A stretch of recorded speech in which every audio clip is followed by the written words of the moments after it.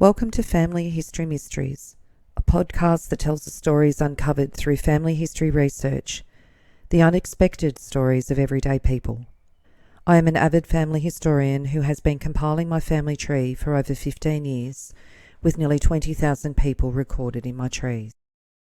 And please put a review on my podcast. That will certainly help in getting the word out there and creating more listenership. Episode 271, Mary Kearney. Mary Kearney was a publican in Deniliquin, New South Wales. This is her story. Mary Kearney was born Mary Carroll in Dublin, Ireland in 1828, and she married Richard Kearney, also Irish, who was 8 years older than Mary, although I'm unable to find a marriage record for them. They had a daughter, Annie, on the 18th of December 1858 in Camperdown, Victoria. They also had a daughter, Margaret, in 1860, however she died aged only 1 month. On November the 30th, 1870, in the Camperdown Chronicle, it says that Patrick Flaherty, a swagman, was brought up by Constable McElwain on a charge of stealing a pair of blankets, the property of Richard Kearney, proprietor of the Camperdown Commercial Hotel. On the 21st of April 1871, at the Camperdown Police Court, Richard Kearney was charged on the information of Senior Constable Swale with allowing gambling to be carried on in his licensed house, the Commercial Hotel in Camperdown.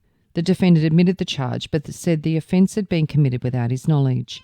He was not present and he understood they were playing for drinks. As it was his first offence, a fine of 40 shillings was inflicted. And on the 6th of December 1872, in the Camperdown paper, the Hampton Guardian and Western Province Advertiser, defamation of character, Lucas versus Kearney. This was an action tried in Geelong on the County Court sittings on Monday before His Honour Judge Forbes and a special jury of 4. It arose out of certain slanderous statements and accusations alleged to have been made by Mrs. Kearney, the wife of Richard Kearney of the Commercial Hotel in Camperdown, against Catherine, now Mrs. Lucas, who previous to March was in the defendant's service. The case had been previously brought on at Camperdown but had been withdrawn on that occasion in order to have it more fully investigated in Geelong. The damages were laid at £500. The jury was sworn in, and Mr. Molesworth opened the case for the prosecution, stating that at various times and to different persons the female defendant had charged the plaintiffs with stealing money and clothes, the property of the defendants. Richard Lucas said, "My wife is called Catherine. I live at Camperdown where I carry on a business. On my returning from Geelong after being married, I saw Mrs. Kearney in the town when before she knew I had been married, she said, 'Well, Kate has served me a pretty trick. She's been stealing all of my new sheets and counterpanes and about 16 table napkins.' She told me besides this that the takings in the house had been less by £15 than during the previous week when the defendant was at home, and that Kate, meaning Mrs. Lucas, must have robbed her. I remonstrated with her for using such assertions without being sure of what she said, when she replied that she was quite sure of what she said. In consequence of this, I waited on my wife's sister, Mrs. Stratton, and spoke to her on the matter, and on account of the reports I have spoken of, I refused to live with my wife till the matter was cleared up. I was a contractor before my marriage and in 1855 was insolvent. I never before my marriage heard a single word against my wife. Mrs. Lucas lives in Camperdown, in a house of Mrs. Stratton's. She went there after her return from Geelong. I have visited there sometimes, but have never slept there once, nor has she been at my house. I have refused to live with my wife at any time, but I never believed her guilty. I never said to anyone, I am only waiting for a slant against Kearney. I never said Mrs. Lucas told me that Mrs. Sumpter, the washerwoman, had stolen the things. I am positive that before the 18th of March, on which day I was married, I never heard Mrs. Kearney say a word against my wife. I was married at the St Andrews Parsonage by Reverend Cameron. I may have denied being married when I got back to Camperdown." George Errett said, "I know Mrs. Kearney, who said to me about the middle of March, after Mrs. Lucas was married, 'What do you think of my lady?' I said, 'Who?' She said, 'The little girl who's left me. She's gone to the barber's and bought a silver tea service. That will tell you how she robbed me.' At other times she gave a very bad character of Mrs. Lucas, complaining that the takings were £15 less than before she came." Catherine Lucas said, "I'm the wife of Richard Lucas. We were married on the 18th of March, before which I was employed as a housemaid in Mrs. Kearney's house. Mrs. Kearney went to town in February and I remained in her house during her absence. I lived with my husband in Geelong as his wife, but when I returned to Camperdown, my husband, who had preceded me, did not meet me and refused to live with me. During my residence with Mrs. Kearney, I never stole one farthing.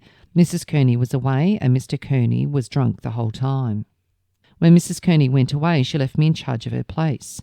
She afterwards asked me for £15 and sent to me for some clothes which she sent to the wash. I was never remonstrated for this. I never said to a girl that Mrs. Samter had stolen the tea, the cake and the flour. I was not to be responsible. I never gave a bottle of brandy to Mrs. Robinson, saying she may as well have it than anyone else. I sold her one, which she never paid for. This closed the evidence for the prosecution. So the verdict was therefore given for the defendant, Mr. Kearney, while so far as his wife was concerned, a verdict was given against the defendant with damages of £50. This decision was appealed against on the grounds of Section 18 that related to cases where the wife had separate property or where the marriage had occurred since the passing of the Act. And in their opinion, the legislature had intended, and so the appeal was dismissed.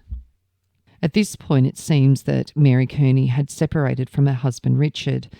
In the Melbourne Argus on the 13th of November 1873, it says that Mrs. Kearney of Camperdown, a storekeeper, became insolvent due to adverse judgment in a county court. Her liabilities were £101 6 her assets only £29, leaving a deficiency of £92 6. And on the 20th of May 1875 in the Camperdown Chronicle, it's notified in the Government Gazette that Mary Kearney of Camperdown intends to apply for a certificate of discharge at the next insolvent court in Warrnambool. A little less than 2 years later, on the 13th of January 1877, it says an application by Mary Kearney for a licence for a new hotel on the south side of the lagoon in South Deniliquin was postponed. A month later, in the Deniliquin Pastoral Times, Mr. Wren appeared in support of the application for Mary Kearney for a hotel in Porteous Street, South Deniliquin. The magistrate said that the application was to be dealt with by 2 magistrates, and it was adjourned until Friday. Mary Kearney was the first and only licensee of the Camperdown Hotel from February 1877. It was situated in Harrison Street, adjacent to the St Michael's School. It was demolished and rebuilt. It was known as the Catholic United Servicemen's Association Hut, CUSA Hut for short, in September 1941 to service the RAAF training school in Deniliquin. It was later demolished, and the site of the St Michael's School administration block exists where the Camperdown Hotel was. 2 months after Mary Kearney became the licensee of the Camperdown Hotel, her husband Richard died on the 20th of May 1877. The Camperdown Chronicle outlined his death, saying it was with considerable regret we have to announce the death of Mr. Richard Kearney that took place at his residence at Hotham on Sunday. The deceased gentleman had reached the ripe age of 56 years and was a very old resident of Camperdown, having about 7 years ago been the owner and licensee of the commercial hotel. The news of his death will generally be read with deep regret, as the deceased gentleman was universally liked by everyone who knew him, especially so by the community which he belonged. Interestingly, on Richard Kearney's gravestone, it says it's erected by Eliza Kearney in memory of her husband, Richard Kearney, native of County Kildare, Ireland, who died on the 20th of May 1877, and his wife died on the 6th of August 1877 at the age of 56. And his wife Eliza's death was in the newspaper in the Melbourne Argus. On the 6th, Mrs. Eliza Kearney at her residence in Abbotsford Street, Hotham, relict of the late Mr. Richard Kearney. So I'm wondering whether Richard Kearney had actually officially married Mary Kearney. There's no record of a divorce, and it seems that he had married after the separation. On the 12th of October 1878, a publican's licence was this week granted to Mary Kearney for the Bush Inn in Napier Street, Deniliquin. The licence of the Camperdown Hotel was transferred from Mary Kearney to Alfred Watson.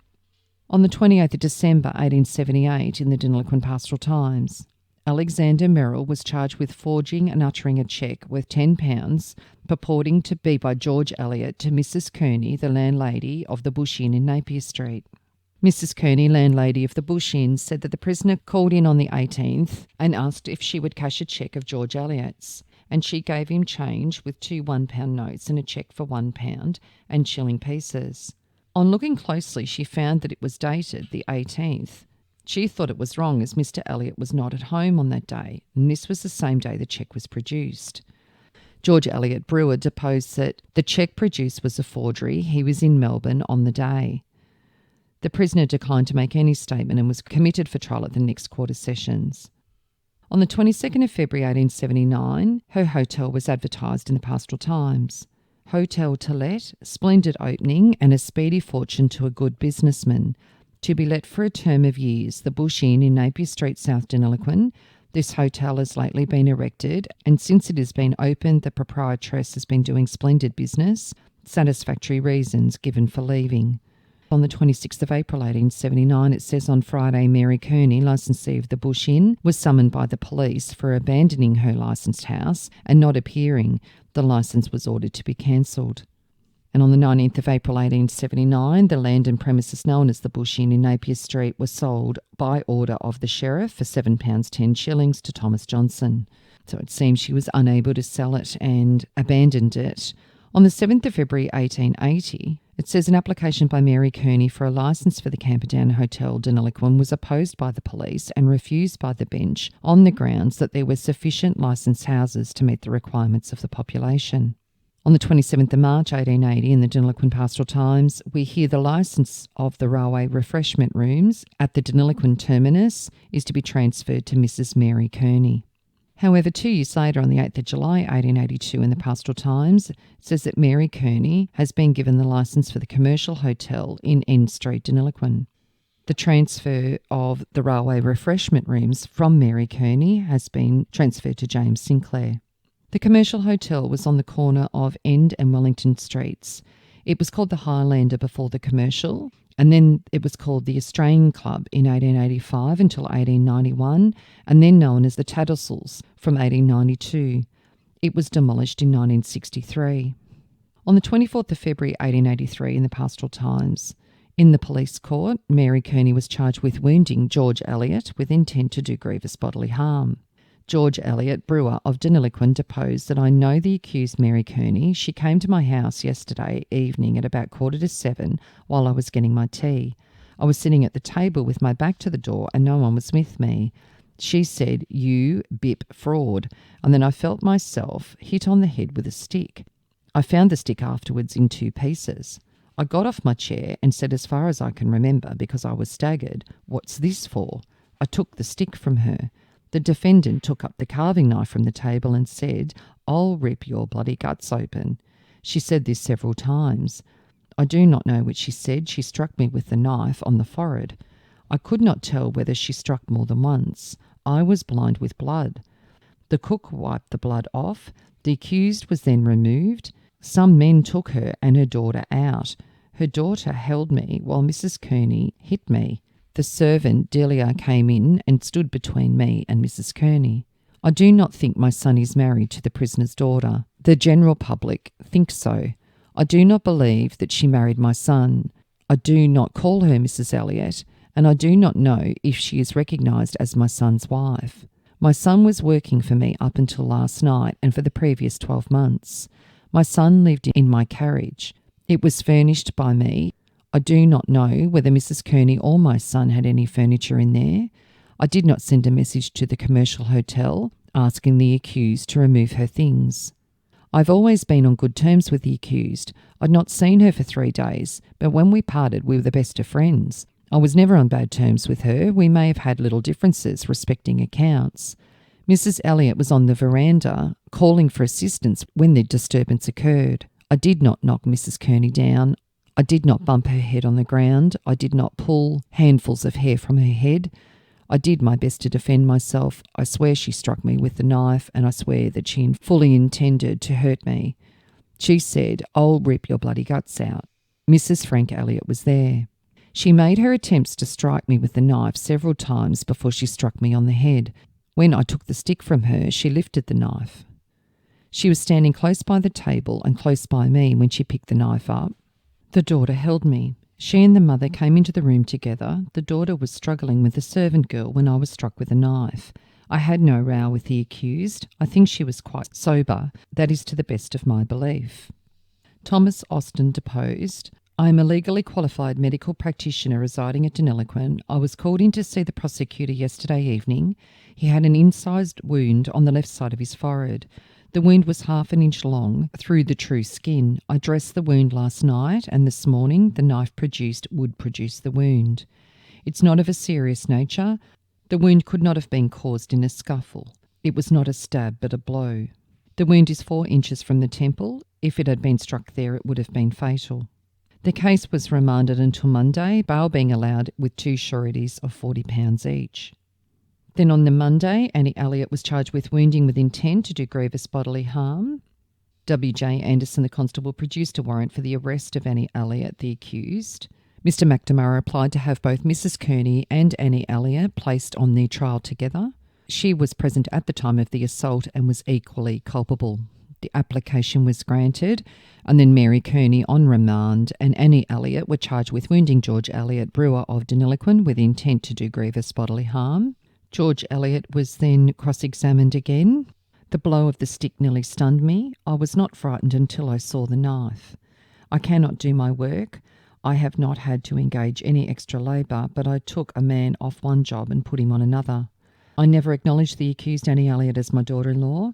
I never saw her married, and I never saw their certificate. I will not swear that I pointed out to Mrs Elliott in her mother's hotel as my daughter-in-law. The certificate produced appears to be a certificate of marriage. This is the first time I was aware of the fact that they were married. Although I believe that my son was not married to the woman, I furnished his house and kept him in my employment in my own mill for 2 years. Mrs Kearney came into my dining room without the least provocation and struck me on the head. I do not know the reason for it. I cannot tell why I did not proceed against Mrs Elliott at the time. I went against Mrs Kearney. I saw on the certificate that my son stated he was 22. He was younger. Frank Trist deposed that he was a cab driver, and on Friday evening he drove them from the commercial hotel to Mr Elliott's cottage near the brewery. Mrs Kearney had a walking stick with her like the one produced. When we reached the cottage, Mrs Kearney told me to tell Elliott she wanted him. I asked which Elliott, and she said old Elliott. I went over and came back and told Mrs Kearney that Mr Elliott said he could not come, but if she wanted to come over, she must come another time. Mrs Kearney said, "Go over and tell him I must see him." I said it was no use, he would not come. Mrs Kearney then said, "I'll go over myself." She went over and I followed her. I stopped outside the gate and the 2 accused went in. Mrs Kearney still had the stick in her hand and was using it as a walking stick. I heard a disturbance. I drove the accused back that night to the commercial hotel, and on the way back I heard Mrs Kearney say, "Mr Elliott has got rid of all of the young Elliotts and now wants to get rid of Frank." Bedelia Lanrain deposed that I'm a cook in Mr Elliott's employ. I was at the brewery on Friday evening and I saw the accused come into the brewery. Mr Elliott was having his tea when they came in. The 2 accused came to the dining room door and Mrs Kearney called out, "George Elliott, I want you." Mr Elliott said, "I'm not coming. I'm at my tea. Wait a while." I was called into the room and Mrs Elliott said, "For goodness sake, come in. Mr Elliott is being killed by the 2 women." I then went into the dining room and Mrs Kearney and Mrs Frank Elliott were both having the elder Mr Elliott on the sofa and Mrs George Elliott was screaming. One had him by the head and the other was thumping him. I did not see the stick until Mrs Kearney broke it over him. I pulled Mrs Frank Elliott away and she struck me in the face. Then the accused were ordered out of the house. Annie Elliott sneered and said, "Your house, a thing like you to order me out." Mr Elliott then got up and tried to pull Annie Elliott out. She refused to leave the room. Mrs Kearney said, "We'll have satisfaction and revenge upon you," meaning Mr Elliott. Mrs Kearney then took the stick and struck Mr Elliott on the back of the head. The stick broke and flew out of her hand. Mrs Kearney took the carving knife off the table and said, "I will rip you open. I will have satisfaction out of you. I never had a day's luck since my family joined you." She then hit him on the forehead with the knife. Annie Elliott seized me by the hair of the head and tried to pull me away. When Mary Kearney struck Mr Elliott with the knife, I caught the knife and also Mary Kearney. She was trying to use the knife and strike him again, but I held the knife and called to Mr Elliott to protect himself. He was covered in blood and could not see. Mr Elliott said, "I have never struck a woman in my life, but never was I attacked like this in all my life." I held to the knife and a man named Cadman pulled Mrs Frank off me. I cleaned the knife afterwards. When I picked it up, it had blood on the handle and all over it. A man named Kerr also came in and a man named Simmons, who put the woman out. The doctor and the police were sent for and soon after came. The accused were then committed for trial to the Court of Sessions to be held on Tuesday next, bail being allowed for each of the accused in 2 sureties of £50 each and themselves £100 each. And on the 27th of February, they were tried and were both discharged. Neither were present in court.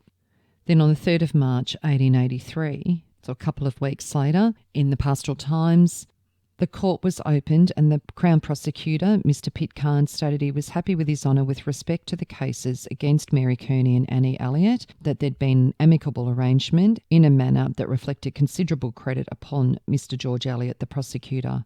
A bond had been entered into by the accused that they would avoid Mr Elliott in the future, and the charge was therefore withdrawn. So as outlined in the court, Mary's daughter Annie did marry Francis Joseph Elliott, known as Frank, in Fitzroy, Victoria, on the 31st of December 1879, when she was 21 and Frank 18. A little on Frank, on the 3rd of June 1876, so when he was 15, in the Pastoral Times it talks about an amateur concert that was in aid of raising funds for the Deniliquin Brass Band. And it says Frank Elliott had vocal and instrumental parts, of which were well rendered. An accompaniment was well played by Mr Frank Elliott and loudly applauded. And the 21st of December 1878, so a year before he married Annie, in the Pastoral Times, Mr Frank Elliott, as pianist, rendered valuable assistance. So as mentioned, Frank's parents were George Edwin Elliott. His mother was Elizabeth Davy. His mother died in Bendigo when he was 4. So the Mrs Elliott referred to in the case is Frank's stepmother. Frank and Annie had 2 children. Their first child was Francis George Elliott, who was also known as Frank. He was born in North Melbourne on the 25th of June 1880. He married Mary Priscilla Sanderson, who was from New Lambton, near Newcastle, New South Wales. On the 2nd of March 1926, in the Broken Hill Barrier Minor, Francis George Elliott, 47, whom there were 10 previous convictions, pled guilty to a charge of having been found drunk on the 1st of March. He was fined £1 in default, 7 days imprisonment. And on the 10th of November 1931, in the Broken Hill Barrier Minor, inquiries are being made from Gundagai by Mr Frank Elliott of Darballura as to the whereabouts of his son, Mr Frank George Elliott, who he has not seen for years. Mrs Elliott Jr. is believed to have come to Broken Hill, but it is thought that he may have taken his mother's maiden name of Kearney. Sergeant Beaton asked that if anyone knows of his whereabouts to communicate with him at the Central Police Station. So Annie and Frank's son, Frank Jr., died on the 23rd of June 1932 at the age of 51 in Broken Hill. His death was announced in the Barrier Minor. Mr Francis George Elliott, a well-known resident of South Broken Hill, died in hospital this morning. He resided with his wife and family for a number of years and was born in North Melbourne. He came to Broken Hill when he was 13. For some time after he came to the district, he was employed at Wirrilka Station. He later came into Broken Hill and worked along the line of load up to the closing of the proprietary mine, since when he's been out of work. For the past 18 months he's been in indifferent health. He leaves a widow and 7 children, 4 sons and 3 daughters.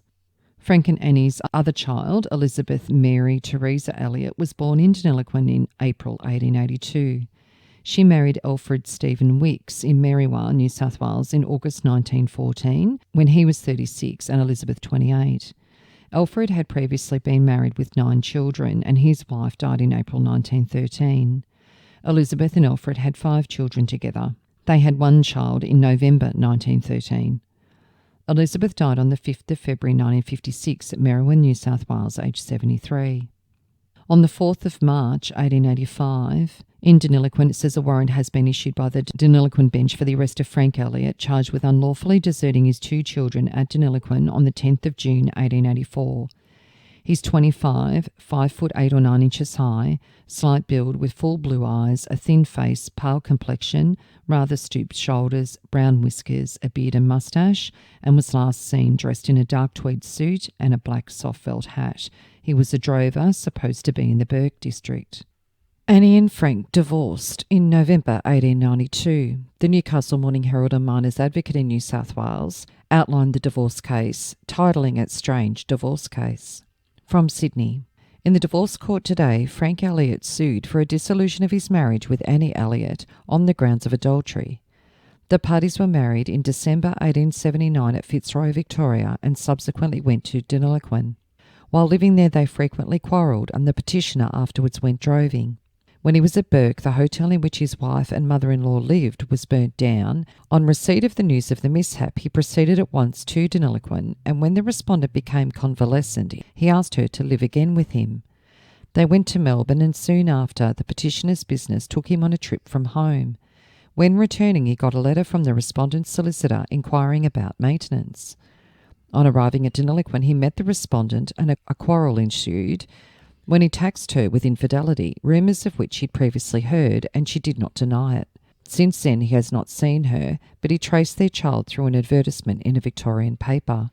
The decree nisi was granted.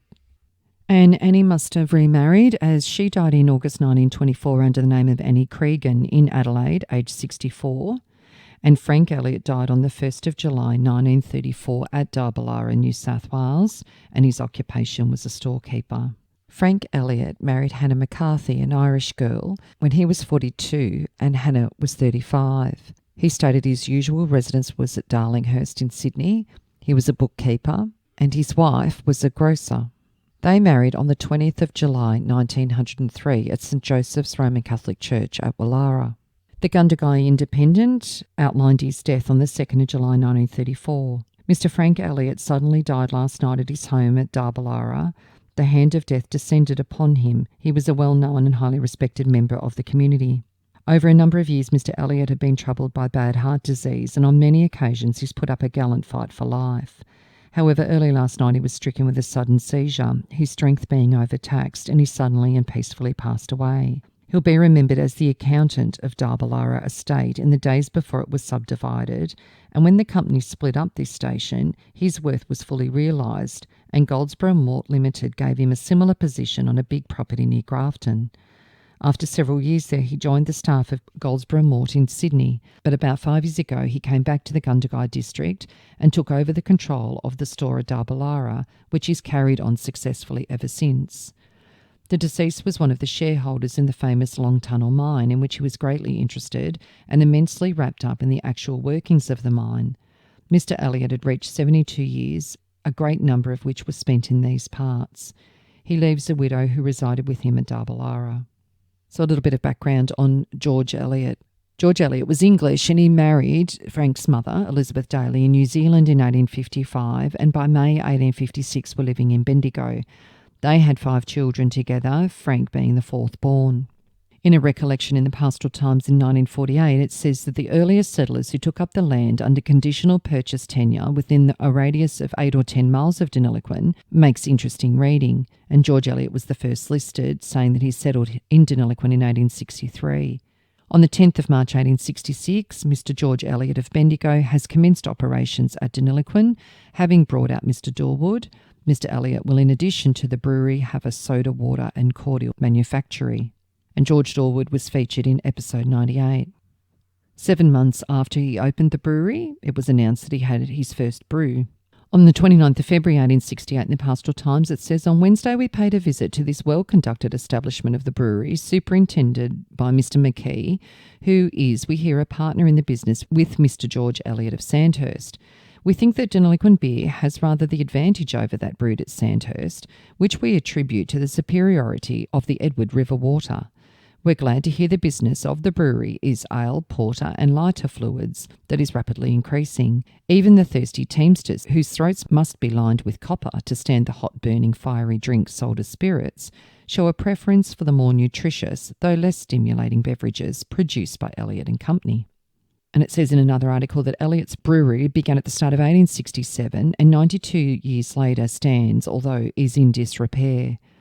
Mr Elliott ran it in conjunction with a similar brewery in Sandhurst, and between them the two absorbed 19,000 bushels of barley per year. In February 1867, a Pastoral Times reporter was invited down to the brewery's cellar and drank a pint, in fact, and pronounced it good. On the 28th of May 1870 in the Pastoral Times, James McKee was brought before the bench charged with embezzling £8 19 shillings, another £8 12 shillings and 10 pence, and £5 1 shillings, the property of his employer, George Elliott of the Deniliquin Brewery. The accused was remanded on his own application till Friday and was admitted to bail in his own recognisances of £100 and 2 sureties of £80 each. Then on the Friday, It went to court, and George Elliot deposed that he was a brewer carrying on his business at Sandhurst and Deniliquin. About 4 years ago, he employed the accused to come up and take charge of the Deniliquin brewery at £6 per week and a house to live in. The agreement was that he should take orders and receive monies and pay the same into the bank to the witness's credit and keep the books as a clerk. On the 22nd of July 1871 in the Pastoral Times, on Friday, Mr. George Elliot of the Riverine Brewery, Deniliquin, was fined £10 and costs for not registering his brewery. And on the 15th of July 1882, it has a detailed article about Deniliquin's industries in the Pastoral Times.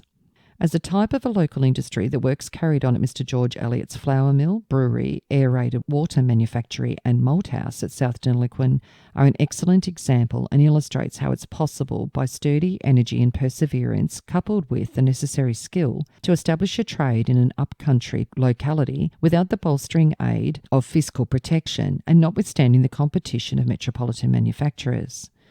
The various departments of Mr. Elliot's business have passed from the infantile stage long since and have each assumed considerable magnitude. The trade is independent of patronage merely on the account of its local character because the product is equal, if not superior, to the imported article. Though Mr. Elliot's business is transacted at a larger scale and the machinery at his disposal is capable of turning out a very large quantity of flour, beer, aerated water or cordials, as the case may be, it is noteworthy that the supply is only equal to the demand. About 25 men are employed upon the premises as millers, brewers, maltsters, factorymen and labourers, the whole being under the supervision of the proprietor. The buildings are all of a substantial description and the fittings are of an exceedingly comprehensive nature. Everything is at hand and the order maintained throughout evidences the expertness and skilfulness of the management. The flour mill and brewery are under one roof, but as the building is one of considerable dimensions, ample accommodation is afforded for carrying out the requirements of each without the employers in one branch interfering with or even coming into contact with those of the other. It is built of brick throughout and contains 4 floors exclusive of the cellar, which is utilised solely for the produce of the brewery. The boiler, the first piece of machinery that strikes the visitor, and the engine are situated at the western end of the building. On the same floor as the engine, but separated by a partition, are the appliances and intermediate gearing for putting the wheat through the preliminary cleaning process and transmitting the power to the machinery in other portions of the building. The wheat bins are on the top story, and the cereal on being received is elevated by means of steam power from wagons and discharged into the receivers on the second floor, from which it passes to the shaker. From the shaker it passes to a small receptacle in which the elevators work and is then taken to the bin on one of the upper floors. It is then taken through the separator. The elevators then bring the cleansed wheat through, which passes through the millstones, and then falling from the stones, the meal is again elevated and taken to the silk dressers on the upper floor. There are 2 silk dressers, the larger one for the purpose of separating the prime quality flour and the smaller one on the second floor for subdividing the pollard, sharps and bran. The stones in the mill are capable of grinding 3 to 4 tonne of flour per day when fully employed. The supply of the wheat is obtained wholly in the district, and this has direct benefit upon agriculturalists as it affords an expeditious outlet for their produce at the current market rates without the trouble and delay of sale and transmission to metropolitan or provincial markets. Usually the mill is kept actively engaged for the greater portion of the year. The grain shed is separate from the mill. It's commodious and provides storage accommodation for 10,000 bags of wheat. The initial work in connection with the brewing business is conducted on the eastern side of the upper floor of the mill building. The water required is first pumped into tanks situated at an elevation of 50 feet and is led into 2 400-gallon iron tanks, which are raised to the necessary temperature by means of steam generated in the boiler. Then the malt is crushed and mashed on the lower floor of the flour mill and elevated to the bin to extract the malt. From the mash tub, the liquid is now termed the wort and is drawn off into the copper, where it is boiled and hops and other ingredients added. It then goes into the cooler. The temperature is decreased by placing it in the refrigerator. Cold water is forced through the tubes until it reaches a desired temperature ready for fermentation. From the fermenting vat, the liquid is led into the casks in the capacious underground cellar. Here it gets its finishing touch and is let to stand until a sufficient degree of perfection is attained to justify its distribution to the local market. The cellar has 2 large pumps that supply the whole establishment with cold water. These pumps are capable of elevating 3,000 gallons of water per hour if required. An idea of the magnitude of Mr. Elliott's brewery business is that he makes and uses 4,000 bushels of malt during the year. The aerated water manufactory is apart from either of the other businesses mentioned. The factory is fitted with a soda water machine and a patent bottling machine. All descriptions of aerated waters and cordials are made on the premises, and every effort is made to secure a finished and tradesman-like appearance, together with a quality not to be excelled by outside competition. In addition to the establishment, there is a garden and lovely conservatories and rockeries attached to Mr. Elliott's private dwelling, which is adjacent to the flour mill. The vegetable garden produces sufficient for the requirements of the house and the employees, and is constantly attended to by 2 experienced workmen. The conservatories and rockeries bear evidence of more gentle attention and much taste in the selection of flowering shrubs within them. In conclusion, it may be said the flour mill is under the care of an experienced miller, Mr. Brown, to whose good nature in showing me around we're indebted for these notes. The brewer, Mr. Shepherd, is the maltster, and the manager of the factory are 2 sons of Mr. Elliott, the whole being under the superintendence of the proprietor himself. The trade is a lucrative one, and the different industries therein prosecuted are a source of employment to a number of residents, and of course a considerable benefit to the town. And on the 26th of May 1959 in the Pastoral Times, it had a recollection, and it said that Elliott's Riverine Brewery, Aerated Waters and Milling Company Limited was incorporated on the 19th of April 1884 to purchase and operate the business previously carried on by many years by George Elliott as brewer, maltster, flour miller and aerated waters and cordial manufacturer. George Elliott's registered trademark is recorded as being an upstanding crowing rooster with the words dum vino cano, which is Latin for while I live I drink, from which it might be inferred that the brewing department was the principal branch of the business. The company owned 5 hotels in Deniliquin. 3 were eventually delicensed. The Federal Hotel was sold in January 1924 for a little over £6,000, and the White Lion in 1927 passed to its new owner for a little over £2,000. Operations were successfully carried on until the early 1900s, with shareholders enjoying dividends ranging from 5 to 15% for well over 20 years. Sales of beer and flour, however, gradually declined from 1905, the effect, it is said, of increasing competition from Victorian brewers. By 1920, it became apparent that this competition could not be overcome. At the same time, the Victorian millers entered the local wheat market and offered prices to growers that would force the Deniliquin mill either to do better or close down. Elliott's Brewery Company struggled on until 1924, with its financial position becoming desperate. It was then forced by the circumstances in the July of that year for the company to enter into an agreement with Carlton and United Breweries Limited to act as a distributing agent for Victorian beer. Brewing at Deniliquin then ceased. Flour milling operations closed down at the same time. George Elliott died on the 1st of April 1896. His death was announced in the Melbourne Argus. George Elliott at his residence, Bank Street East, South Melbourne, aged 67, late of Riverine Brewery, Deniliquin, New South Wales. His son Frank received £250 in his father's will. However, in 1899, George Elliott placed a codicil on his will, and it stated that he was changing his will that he originally wrote on the 9th of June, 1882.